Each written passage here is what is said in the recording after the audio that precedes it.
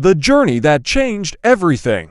Daniel had always wanted to see the world. He lived in a small town where almost everyone knew each other. Every morning, he walked through the same streets, passed the same shops, and sat in the same small cafe. But deep inside, he wanted something different. He wanted to travel. He wanted to meet new people, see new places, and speak English with people from different countries. One morning, Daniel packed a small backpack, said goodbye to his family, and took a bus to the city. As the bus moved away from his town, he looked out of the window. For the first time, he felt that his journey had truly begun.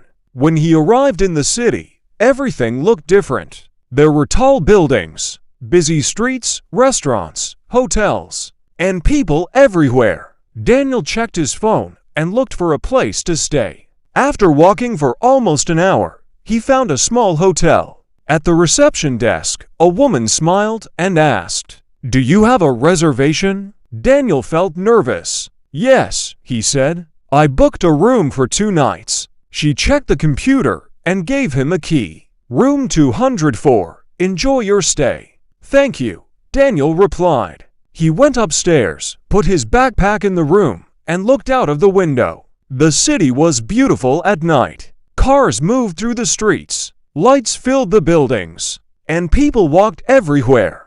Daniel smiled. "This is only the beginning," he said to himself. The next morning, he went to a busy cafe. He ordered a cup of coffee and sat near the window. A young traveler sitting nearby noticed his map. "Are you visiting the city?" he asked. "Yes," Daniel replied. "Where are you from?" Daniel told him about his hometown. They started talking about travel, food, and different countries. Daniel made a few mistakes while speaking English, but he didn't worry. For the first time, he realized that speaking English didn't have to be perfect. It only had to be understood. After breakfast, Daniel walked toward the train station. He wanted to visit a small village outside the city. When he arrived at the station, he looked at the signs but couldn't understand which train he needed. He asked a man nearby, "Excuse me, could you help me?" The man pointed toward platform 3. "Take that train. It leaves in 10 minutes. "Thank you." Daniel quickly walked to the platform. The train arrived a few minutes later. He got on and found a seat beside the window. As the train moved through the countryside, the busy city slowly disappeared. Tall buildings became green fields. Busy roads became quiet villages. After an hour, Daniel arrived at a small town surrounded by hills. The air was fresh. The streets were quiet. People smiled as they walked past him. Daniel found a small bakery and bought some bread. The owner asked, "Are you traveling alone?" "Yes." "Where are you going?" "I don't know yet," Daniel said with a smile. The owner laughed. "Sometimes that's the best way to travel." Daniel continued walking. Soon, he found a beautiful lake surrounded by trees. He sat beside the water and watched the sunlight move across the lake. For a moment, he forgot about everything. He wasn't thinking about work. He wasn't thinking about money. He wasn't thinking about the future. He was simply enjoying where he was. Later that afternoon, dark clouds appeared in the sky. A few minutes later, it started raining.